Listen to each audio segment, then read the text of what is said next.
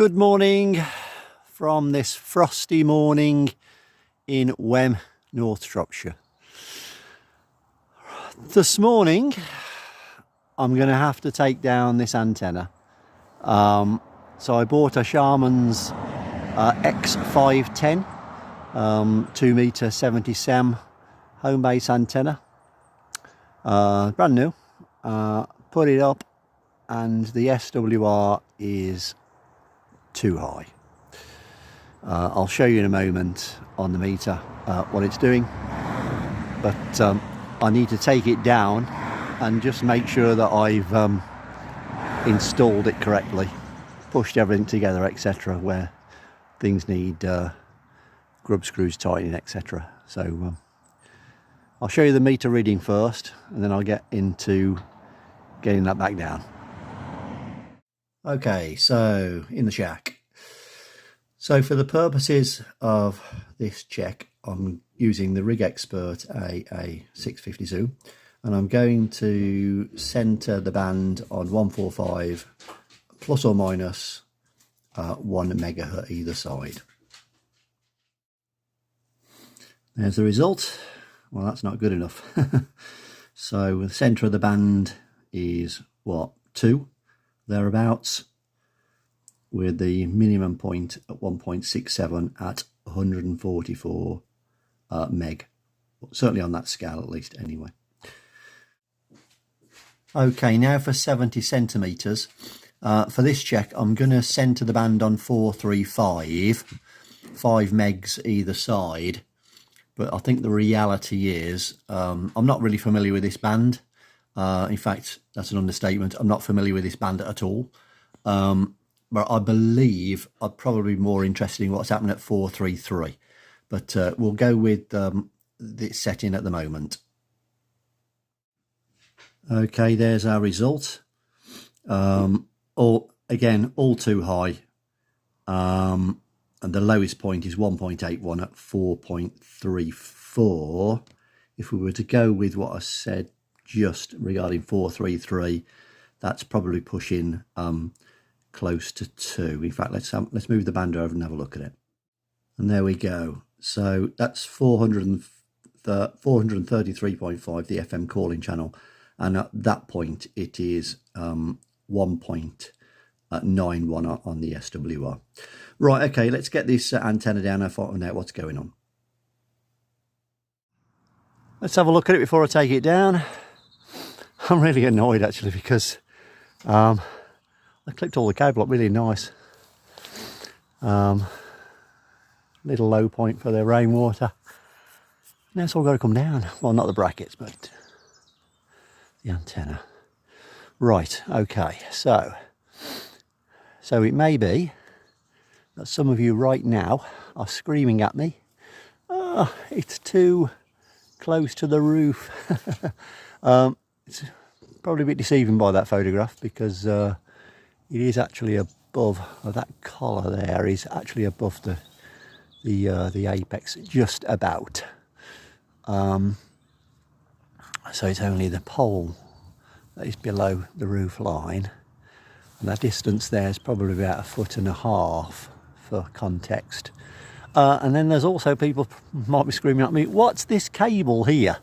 So that's an electricity cable to our property, 240 volts.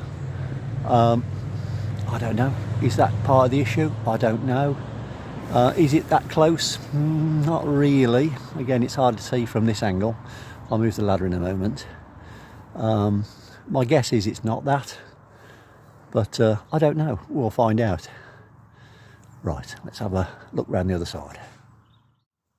Okay, bit close, but yeah, there we go. All right, so that's what we've got. You can see actually how high that is.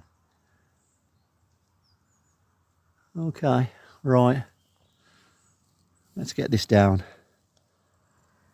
see what's going on.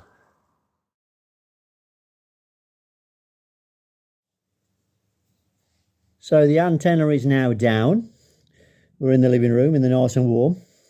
And I'm going to strip it down. I'm going to strip it all down and have a look what's going on inside. And my first issue although I don't think this would cause a problem with the SWR.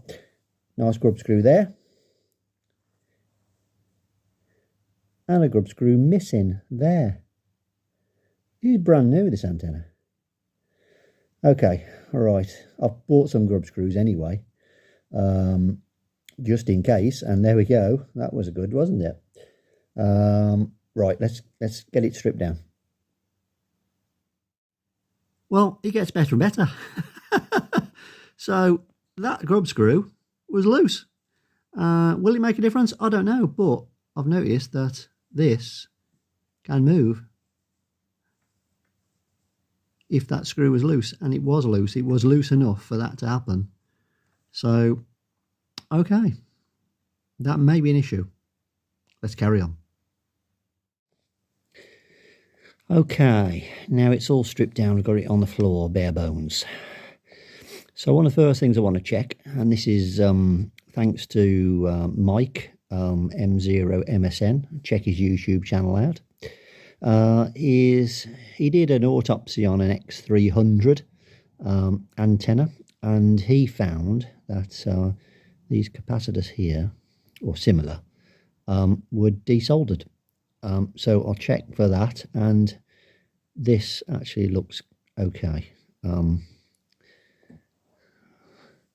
Good solder joint here, good solder joint here, and yeah, that goes through the plastic insulator, and then those are just soldered together. Yeah, so that all looks fine. Okay, let's carry on. Another observation, although I don't think this will be a problem because the antenna is so new up, but it would have been left up, is I'm feeling these foam pieces on the bottom part, and they're soaking wet. They are soaking wet. So that tells me there's a leak somewhere on the joints. So yeah, I need to sort that out as well. And the next job, I want to go down the length and check all these Allen grub screws. Forgot the name then.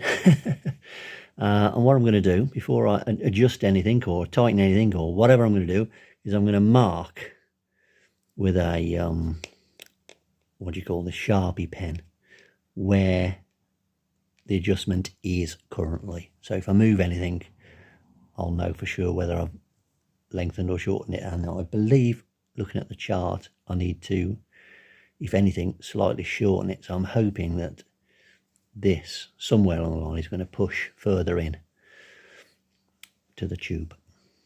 Right, let's have a look. Okay, so another problem potentially.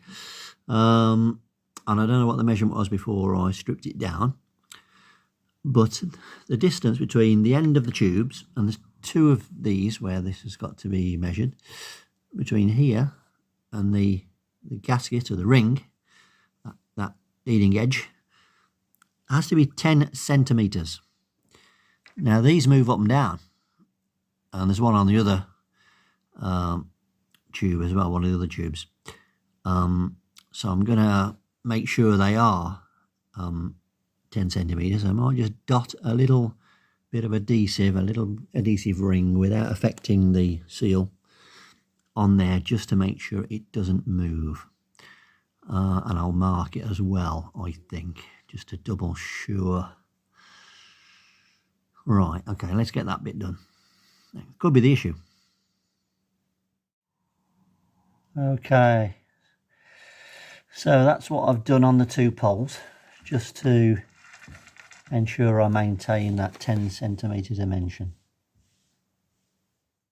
Okay, so that's all connected back together, all sealed on the joints. Time for a cup of tea. Let's get it back up. Okay, back outside on the install.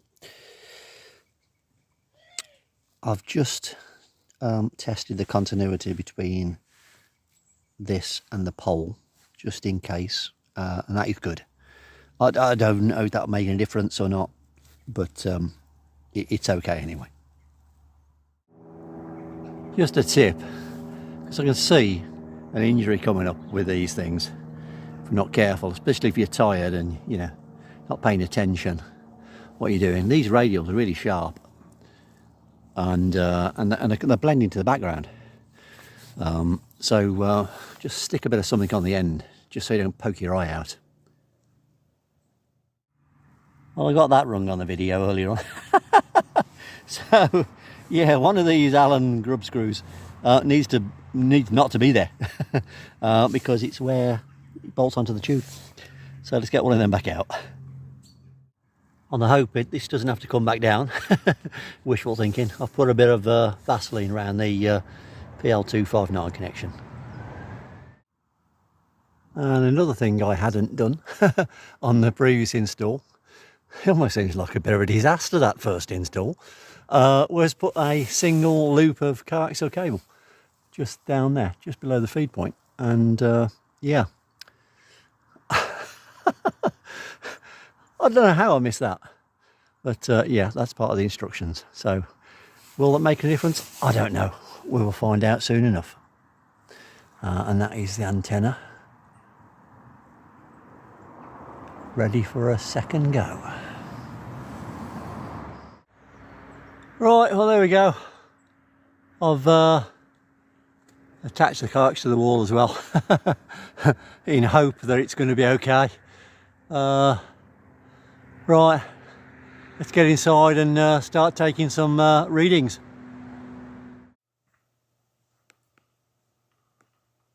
Okay, truth or consequences time, here we go.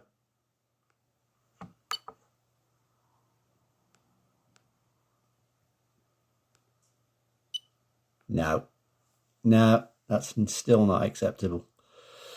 1.5 to 144 meg on that scale. No, I think the only thing I can do now is to raise it above the apex and using a longer pole. So that's one for the next video, I think. Watch this space. Take care. Bye-bye.